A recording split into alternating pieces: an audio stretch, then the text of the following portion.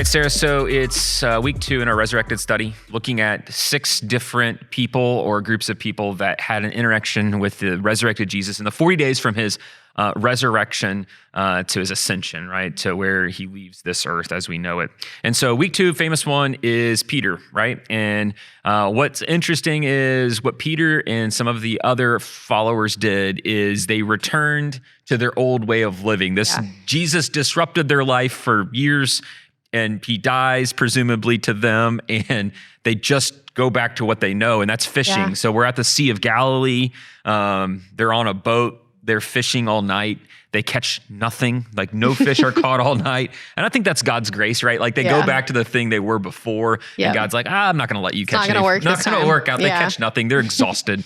I've never fished all night. I've never caught no fish all night or caught nothing all night. And so I don't know how it would feel. But then Jesus shows up in bodily form, but they don't know it's Jesus just yet. And he gives them the most ridiculous thing, which is, have you thought about putting the nets on the other side of the boat?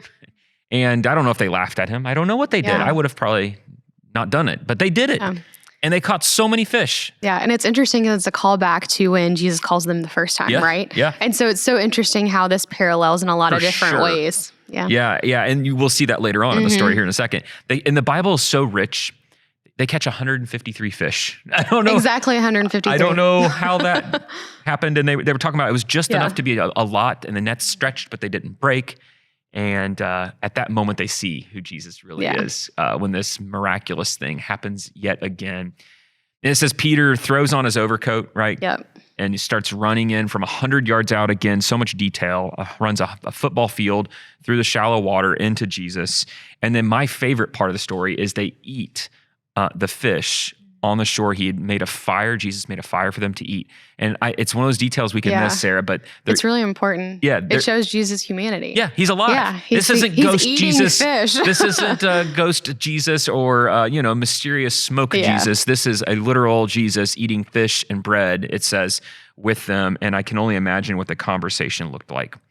And then it moves into the meat of our story, the big part of it, Sarah, where we see Peter in a series of 3 talk to Jesus. And it recalls back to 3 mistakes from just days earlier. And now it's 3 different ways Jesus speaks to him again. So take us into that part. Yeah, it's really interesting because I think when you first read this story, you're thinking, okay, Peter answered correctly the first time. Why is Jesus still asking him, do you love me? Do you love me? But he's making a point. And Peter in this moment knows exactly what Jesus is doing because Jesus has even set the scene of the exact fire and just like the visceral setup, of how he would have felt when he betrayed Jesus, right? So tell us about that. Yeah, how did Peter betray and deny Jesus 3 times? So Jesus foretold it at the Last Supper and said, hey, one of you is going to betray me. And Peter is adamant. He's saying, it's not going to be me, which is so interesting because I think that's us a lot of times, right? Like we don't think that we're capable of some of the things we end up doing. Oh, for sure. And it's so interesting how Peter,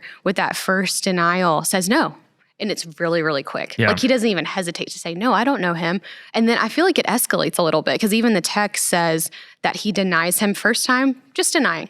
The second time with an oath, the third time with curses. And so that's so true. So he says, I don't know him. I don't know him with an oath and then an oath plus a curse. Right. Okay, he covers all of the bad things to do. All of them, yeah. And it's interesting how it escalates every time because we were talking earlier about how sin does that to us too. Like the first time we go into sin, it might be a little uncomfortable, but then we get past that first barrier and then it gets easier and easier and easier.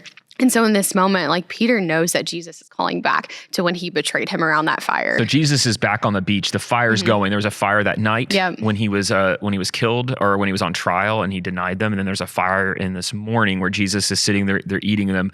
But tell us about the 3 things Jesus does the second time when they're on the beach. What's he say to them? Yeah, he reinstates them in just like a really beautiful way. And I think a lot of people kind of relate this passage to like a recommitment or rededication with Jesus, right? Because it's really interesting that he's calling him back to what he has called him to be originally. He's saying, hey, like, I want you to be more than just a fisherman. Like, I want you to feed my sheep and take care of my lambs. And it's kind of that same thing. Like, he's escalating the like recommitment to him every single time, just like the betrayal. Yeah, it's interesting. So what he says is, he says, Peter, do you love me? Yeah.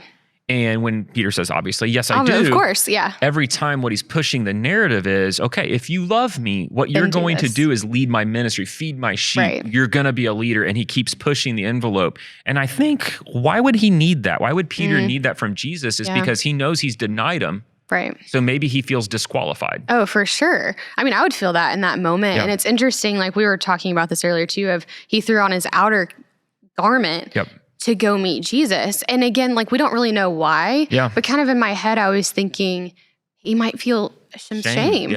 Because think back to the Garden of Eden, like the first thing Adam and Eve did when they felt that shame was put on clothes. Right. And so it's interesting that he would put on that outer garment to go through water to meet Jesus, but he is just feeling all kinds of shame and feels disqualified in this moment. That's why he went back to fishing.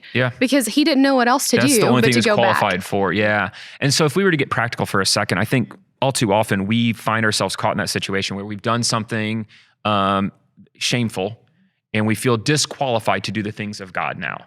And I think it's a reminder that so often that the thing that disqualifies us is really something fine that God uses later on, right? Like he'll shine his light upon us in a new way. And that thing that was once filled with darkness is now filled with light. And that becomes the light we share with others, is like, hey, I've been where you are and God has totally changed me.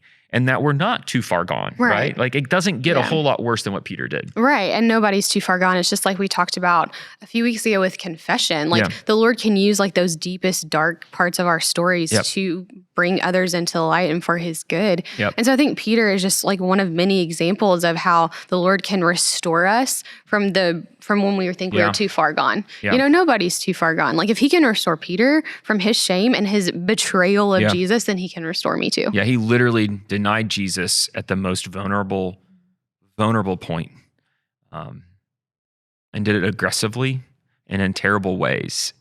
And yet God goes, I'm going to build my church upon this, upon the faith that you have in me. And so yet again, we see where when someone encounters the resurrected Jesus, their faith is instilled. And so Peter saw him dead and sees him alive and then stakes his whole claim. And even in this little passage, we've not spent time on it, Jesus even instructs Peter that he's going to die. And it's very interesting that then Peter's willing to. And it's just yet again, more evidence that we can trust and that we can stake our lives on, that Jesus was dead and he's alive, and that makes everything he said true.